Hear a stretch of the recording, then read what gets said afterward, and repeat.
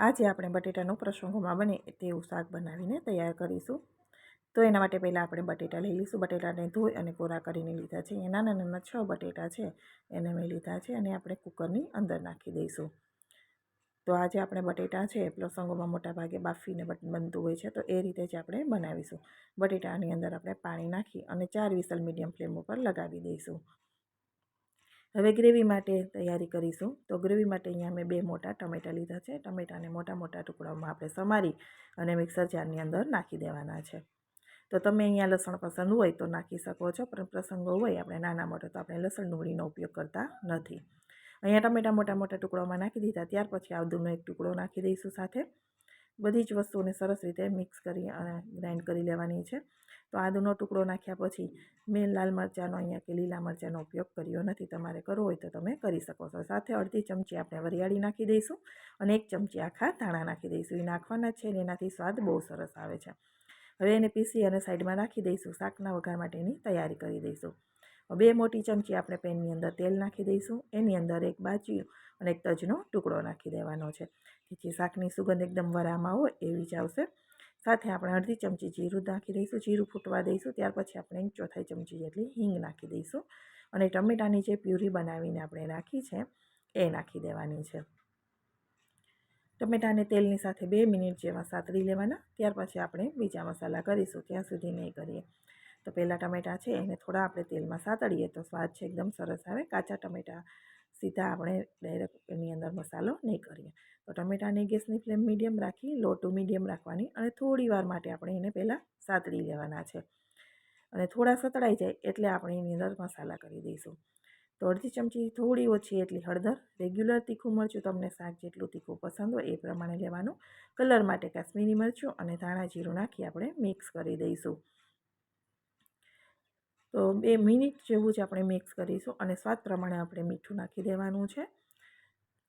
તો મીઠું છે આપણે બટેટા બાફામાં પણ નથી નાખ્યું, એટલે આગળ તમારે ગ્રેવી છે થોડી ટેસ્ટ કરી ચેક કરી લેવાનું। વધારે મીઠાનું પ્રમાણ થઈ જાય તો ના ચાલે, પણ તો ઓછું હોય તો આપણે એડ કરી શકીએ।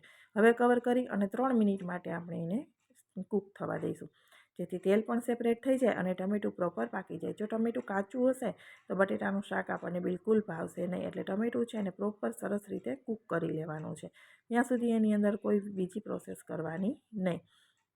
તો ગ્રેવી હંમેશા સરસ પાકેલી હોય તો શાક છે એનો ટેસ્ટ સારો લાગે। તેલ છૂટું પડી ગયું છે, કલર સરસ આવી ગયો છે। 1 ગ્લાસ ભરીને આપણે અહીંયા પાણી નાખી દઈશું। બટેટાનું શાક છે રસાવાળું હોય એટલે સારું લાગે। શાકમાં ગ્રેવી કેટલી રાખવી છે એટલું પાણી એ પ્રમાણે નાખવાનું। તો મેં 1 ગ્લાસ ભરીને પાણી નાખ્યું છે।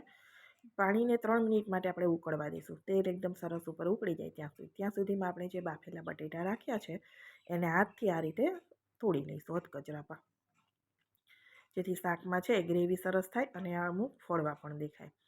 હવે 3 મિનિટ જેવો સમય થાય, ગ્રેવી સરસ ઉકળી ગઈ છે। હવે એમાં આપણે બટેટા નાખી દઈશું। બટેટા નાખી હલકા હાથે મિક્સ કરવાના છે। બટેટું બાફેલું છે એટલે એને વધારે પડતું મિક્સ કરવાનું નથી। હલકા હાથે મિક્સ કરી ગેસની flame law to medium rakhi 6 minute આપણે પકાવવા દેવાનું છે।